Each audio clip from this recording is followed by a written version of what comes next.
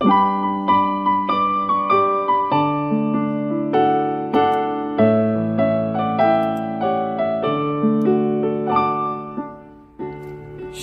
salam sejahtera bagi Bapak Ibu, Saudara-saudara, anak-anak yang dikasihi oleh Tuhan Yesus Kristus. Berjumpa kembali bersama saya Pendeta Eka di dalam renungan firman Tuhan pada hari ini, hari Kamis 20 Oktober 2022. Sukacita dan damai sejahtera dari Tuhan Yesus kiranya menyertai hidup kita sekalian. Puji nama Tuhan.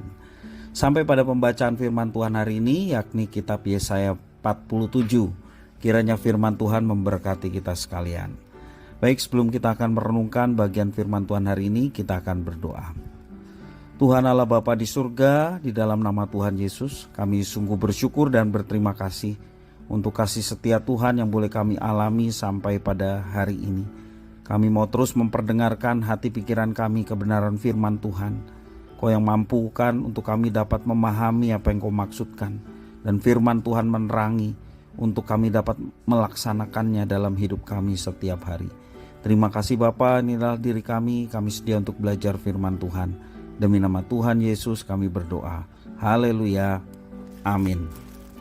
Saya akan membacakan Yesaya 47 ayat 1-15. Demikian firman Tuhan. Turunlah dan duduklah di atas debu, hai anak dara, putri Babel. Duduklah di tanah dengan tidak bertahta, hai putri Kasdim, sebab engkau tidak akan disebutkan lagi manis dan genit. Ambillah batu kilangan dan gilinglah tepung, bukalah kerudungmu, angkatlah sarungmu, singkapkanlah paha, seberangilah sungai-sungai. Biarlah auratmu tersingkap dan aibmu kelihatan. Aku akan mengadakan pembalasan dan tidak menyayangkan seorang pun. Kata penebus kami, Tuhan semesta alam namanya, yang maha kudus Allah Israel. Duduklah dengan berdiam diri dan masuklah ke dalam gelap, hai putri Kasdim, sebab engkau tidak akan disebutkan lagi ratu atas kerajaan-kerajaan. Aku tadinya murka terhadap umatku, menajiskan milik pusakaku dan menyerahkannya ke dalam tanganmu, dan engkau tidak menaruh belas kasihan kepada mereka, bahkan sangat memberatkan kukmu kepada orang yang tua. Katamu tadinya, untuk selama-lamanya aku tetap menjadi ratu, sedang engkau tidak menyadari dan tidak memikirkan kesudahan semuanya itu. Oleh sebab itu dengarlah ini, hai orang yang hidup bermanja-manja, yang duduk-duduk dengan tenang, yang berkata dalam hatimu, tiada yang lain di sampingku. Aku tidak akan jadi janda dan tidak akan menjadi punah. Kedua hal itu akan menimpa engkau dalam sekejap mata, dalam satu hari juga. Kepunahan dan kejandaan dengan sepenuhnya akan menimpa engkau sekalipun banyak sihirmu dan sangat kuat mantramu. Engkau tadinya merasa aman dalam kejahatanmu, katamu, tiada yang melihat aku.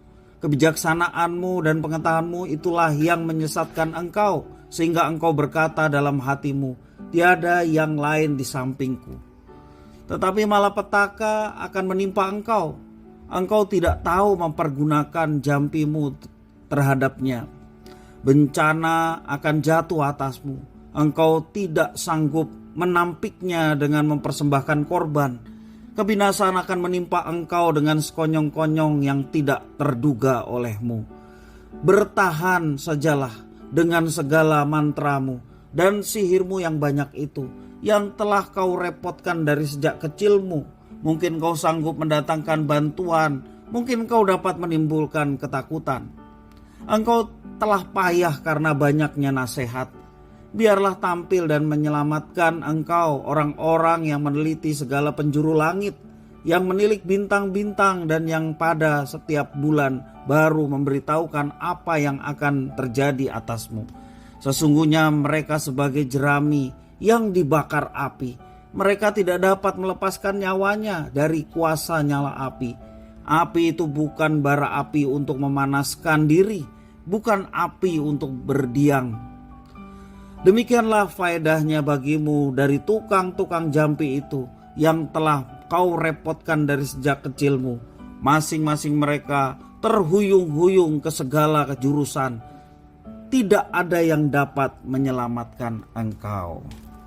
Bapak, Ibu, saudara-saudara yang dikasihi oleh Tuhan Yesus Kristus, di dalam ayat yang 10 pasal 37 dituliskan, tiada yang melihat aku, tiada yang lain di sampingku. Demikian perkataan orang-orang yang menyombongkan diri, yang merasa bahwa semua yang mereka lakukan adalah karena kemampuan mereka sendiri, padahal itu menyesatkan. Babel menyombongkan diri karena mereka banyak pengetahuan dari orang-orang bijaksana yang menakjubkan, yang menguasai ilmu perbintangan. Mereka mengaku dapat mengucapkan mantra untuk menyerang musuh dan meramalkan nasib orang. Itu yang dikatakan ayat 9-13. Saatnya pun tiba ketika Allah mengakhiri kesombongan dari Babel yang begitu bijaksana dan penuh dengan kesaktian. Mereka akan habis dibakar api seperti jerami dan tidak dapat menyelamatkan diri. Tuhan Allah Israel menantang kekuasaan dunia yang angkuh, dan hukuman Tuhan pasti menimpa seluruh kebohongan dari orang-orang yang menganggap diri bijaksana, menganggap diri punya kuasa untuk melakukan segala hal. Diperhadapkan pada kenyataan di dunia ini, memang ada orang yang merasa aman dan terbiasa melakukan pelanggaran bahkan kejahatan. Jangankan merasa bersalah, orang itu malah merasa bahwa tidak ada orang lain yang tahu perbuatannya dan seolah-olah kebal terhadap penghakiman Tuhan. Kejahatannya pun terus dilakukan dengan bangga. Itulah yang terjadi di dunia ini. Orang yang merasa diri luar biasa dan tahu segalanya tidak akan berkenan di hadapan Tuhan. Hal ini menjadi pelajaran berharga buat kita sekalian orang percaya. Bahwasanya di atas kebijaksanaan manusia ada Allah yang mengatur segalanya, dan lebih daripada apa yang kita pikirkan, kebijakan-kebijakan yang kita miliki. Segala sesuatu di dunia ini adalah milik Tuhan. Kita mesti pegang itu. Tuhan yang menciptakan, Tuhan yang memiliki, diatur oleh kehendaknya dan dipakai oleh karena keadilannya. Bapak, Ibu, saudara-saudara yang kasih oleh Tuhan, saatnya telah tiba. Kesombongan diruntuhkan dan semuanya dikembalikan untuk kemuliaan Tuhan. Tiada gunanya memakai ilmu dan kecerdasan hanya untuk kesombongan diri, kebanggaan diri, kehebatan diri, bahkan kemuliaan diri. Allah telah memperingatkan bahwa orang yang sombong, orang yang tinggi hati hanya akan berakhir dalam kehancuran.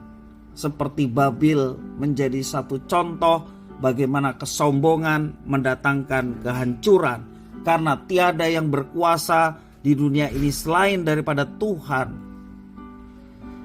Mari kita senantiasa bersyukur, karena firman Tuhan selalu mengingatkan kita supaya kita tidak memiliki hati yang sombong, hati yang merasa bahwa diri kita lebih daripada yang lain, lebih pintar, lebih berkuasa, dan berbagai macam hal yang layak seseorang untuk menyombongkan diri. Saatnya telah tiba untuk senantiasa mengakui di hadapan Tuhan yang Maha Tinggi, merendahkan diri di hadapannya dan tidak berperilaku sombong dengan sesama, terlebih juga di hadapan Tuhan. Sesungguhnya kita ini bukanlah siapa-siapa, seperti setitik debu di neraca atau setetes air di dalam timba, tidak memiliki arti apa-apa. Tapi kita bersyukur kepada Tuhan. Tuhanlah yang menciptakan kita, dan Tuhanlah yang membuat kita berarti tak kala kita menjalani persekutuan yang erat dengan Tuhan. Berarti dalam arti Tuhan ingin memakai kita untuk memperkenalkan Tuhan kepada dunia, sehingga melalui pengenalan akan Tuhan yang kita alami, kita mau hidup dalam ketaatan, dan ketaatan kita kepada Tuhan itulah yang memperkenalkan Tuhan pada dunia, dan kerinduan supaya setiap orang yang boleh melihat apa yang kita kerjakan, apa yang kita lakukan, mereka pun boleh mengenal pribadi Tuhan yang baik. Tentunya pribadi Tuhan yang telah nyata di dalam Yesus Kristus. Selain Dia menciptakan kita, Dia memelihara kita, Dia juga menebus kita orang berdosa dan memberikan jaminan kehidupan yang kekal. Mari Bapak Ibu Saudara-saudara, akuilah Dia dengan segala kemuliaan yang dimilikinya. Sembahlah Dia, taatilah segala perintahnya, maka kita boleh mendapatkan berkat. Jangan kita menjadi sombong, jangan kita menjadi arogan, ataupun melakukan segala tindakan yang merasa bahwa diri kita adalah lebih daripada yang lain, merasa kita mampu melakukan segala sesuatu. Kita hindarkan semuanya itu, bahkan lepaskan semuanya itu dalam diri kita. Kembalikan kemuliaan hanya untuk Tuhan, karena memang Dialah yang memilikinya. Dan biarlah melalui pengakuan kita juga terhindar dari kesia-siaan, bahkan dari malapetaka oleh karena kesombongan dan keangkuhan kita. Kiranya firman Tuhan ini menolong kita untuk senantiasa hidup rendah hati dengan sesama, rendah diri di hadapan Tuhan, karena memang kita adalah makhluk ciptaan, sementara Dia adalah pencipta juga penebus kita. Tidak ada yang bisa menandingi dari Tuhan. Kita hanya ciptaan, maka kita merendahkan diri dan memuji menyembah Dia. Kiranya firman Tuhan memberkati kita sekalian. Mari kita berdoa. Tuhan Allah Bapa di surga, terima kasih atas firman Tuhan. Mampukan kami untuk melaksanakan apa yang telah Tuhan firmankan. Kami menjadi pribadi yang senantiasa merendahkan diri di hadapan Tuhan. Dan juga bersama dengan sesama, kami mau memiliki sifat rendah hati. Walaupun Tuhan percayakan dengan berbagai macam hal yang ada pada kami, semua itu pun karena karunia dan talenta yang Tuhan berikan pada kami. Dan semua apa yang Tuhan percayakan pada kami mau pergunakan sepenuhnya untuk kemuliaan Tuhan dan bukan untuk kemuliaan diri kami. Terima kasih ya Tuhan atas firman-Mu, mampukan kami untuk melaksanakannya. Demi nama Tuhan Yesus Kristus, kami sudah berdoa dan bersyukur. Haleluya. Amin.